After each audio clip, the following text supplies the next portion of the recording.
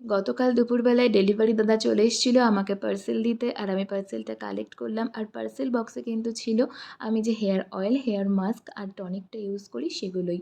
তো তারপর সন্ধেবেলার দিকে আমি আর যিশু রেডি হয়ে গিয়েছিলাম, যেহেতু পুজোর বাজার করতে যাব তাই।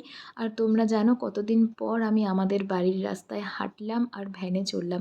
এখন তো সবসময় বাইক আর গাড়িটা ইউজ করা হয়, তো সেই জন্য। তারপর আমরা প্রথমে চলে গিয়েছিলাম শাড়ির দোকানে, যেহেতু সবার জন্য শাড়ি কেনার ছিল। আর দোকানে অনেক ভিড় ছিল। ভিড় হওয়াটাই স্বাভাবিক, যেহেতু সামনেই পুজো। আর আমি দুটো শাড়ি গায়ে ফেলে দেখছিলাম।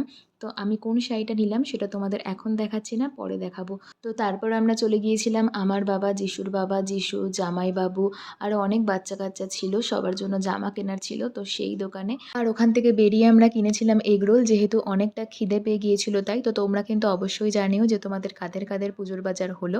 আর দেখা হচ্ছে নেক্সট ভিডিওতে। সবাইকে টাটা, সবাই কিন্তু খুব ভালো থেকো।